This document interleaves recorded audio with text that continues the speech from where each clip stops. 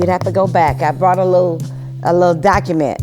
It says the history of the Negro and Methodism in Arkansas and Oklahoma. My family is all in this book. After emancipation, the United Methodist Church in Arkansas was very sympathetic to slaves in particular, and in Arkansas in particular, there were slaves coming from all over. People literally would drop their slaves off in Arkansas because it was a sympathetic state, and it wasn't a state then; it was a post initially. But Methodism started almost at the same time. In 1868, when the Freedom Aid Society, which was formed by the United Methodist Church, it began to do some things like start schools for United Methodists. And from schools, there were churches as well that had come out of it, because initially everybody was together. Can you believe that? Blacks and white, everybody worshiped together. So when you ask, when did I get started? It started early on, way back out of slavery. And I'm just so happy that my family, from out of slavery, what my grandfather and great-grandmother did, and we had superintendents, we had ministers, and that was very fortunate. So Kylan comes from a line. He comes from a line of Methodists. Now, Cliff wasn't a minister, but he was a diaconal. He was the first black diaconal in the Central Texas Conference. So Methodism, I can't see myself doing anything else. Of course, my mom, she was such a strong person of faith, and her sisters and grandpa, my grandfather. But, and because our family was, we were really strong in the church. But Dr. Lester was one of the ones that influenced me in the church. Dr. Napier, which was when I was in the 9th grade, that started me on being involved in the church through MYF. He's the one that I got really involved. I got active. I was the youngest delegate in the annual conference at 16. I met late Dr. Bishop Moore, first black bishop that I'd ever seen. I was 16 years old. Those were some United Methodists and people that influenced me. But then I've got women heroes that I just are in awe of. Barbara Jordan. I can just go down the list of naming people that are just so instrumental, so influential in making a difference for me, that were my heroes and sheroes that I see that made a difference. But sometimes it's just a simple person like my 5th grade teacher, Miss Johnson, that saw me, or my 6th grade teacher, Miss White, or Dr. Alvinola Smith, that was a sorrow of mine. Yeah, I've had some awesome people that have made a difference in my life. And I've tried to pay it forward.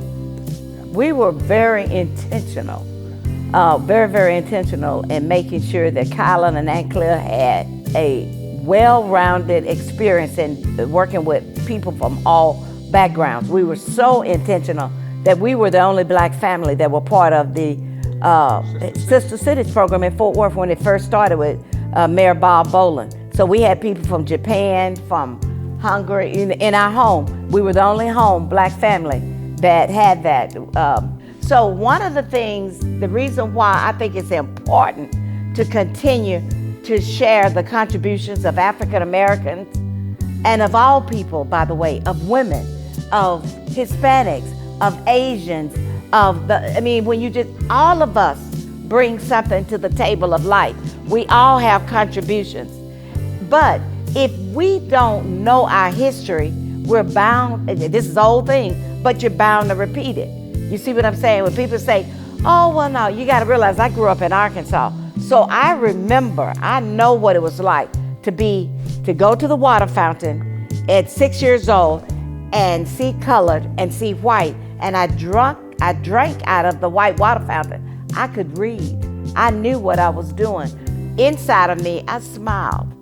I just said, well, what's the difference in this water versus this water? Guess what? There was no difference. It was exactly the same. But you see how if somebody perpetuates all that evil, and that's what it is, it's evil, then because God, that's not of God. Separation and division, and that is not of God, not at all. God is of love.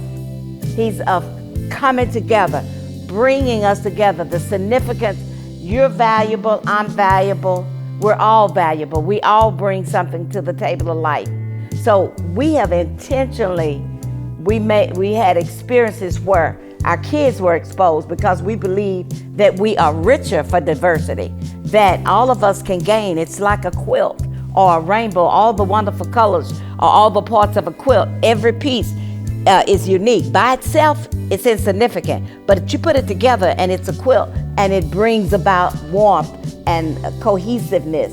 And I think that's one of the reasons why Kyle and Ancliffe both have been so successful in all of their pursuits, because they grew up with that kind of exposure. We made sure from their educational exposure to their social outlets that they were not just honed in one little cocoon. That's what that's what our heaven is going to look like. It's going to be diverse. Part of what's being experienced in the Black church is also experienced in the white. Oh, yeah. And see, that's the uniqueness in the United Methodist Church, that we don't have a monopoly on this thing. Pew Research tells us that 70% of young people 40 and under don't go to anybody's church. So that means that there's a problem across the board. And if we think that we're going to do what we did when Cliff and I were young, out of college, and all we had to do was just tell our friends and they were coming. See, back then you didn't have a lot of competition. Now you got competition. You got people with soccer and all this stuff on Sundays and all these different things that are going on. What kinds of things do we need to do? We've done Holy Boldness and Think Church, and we had all these different, every quadrennium, we come up with all these different things that we're gonna do. And it's kind of like window dressing. It's kind of like pacifiers that we're putting over. But we gotta begin to start thinking really differently. And I know it's kind of me say thinking out of the box. You got to think differently, because if you do the same old thing you've been doing, there's a definition for that, and that's acting crazy. That's insanity. So we're gonna, whether it's the Black church or it's the white church, we're gonna have to sit down, eyeball to eyeball, black, white, brown, men, women, children. Everybody got to be at the table, and everybody's voice is important. And because you've done this thing all the time, it doesn't mean that that's going to be the uniqueness. What does everybody bring to the table of success? And everybody is valuable. Every decision, every thought, every idea is valuable. And how can we make it? And it's not going to be easy.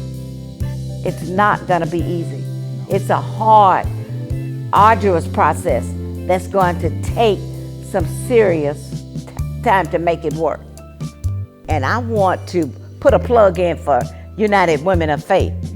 I have to, because they are so dynamic, and they get United Women of Faith, formerly United Methodist Women, formerly the Women's Society for Christian Service. I mean, with my mom, I used to go and sit at her knee at the meetings, because I grew up in McCabe Chapel. United Women of Faith got it right in the Methodist Church. We got it right. We have it right. I wish the entire church, the general church, would follow their lead, because if they do, when you go to assembly, when you go to the meeting, it's a rainbow. It's a beautiful collection, and it's young women, it's old women, it's little women, it's fat women, it's tall women, it's all over. It's just a beautiful, beautiful, unique witness of the goodness of God and how He can use all of our talents and our abilities. They were and they are intentional about coming together as the body of Christ.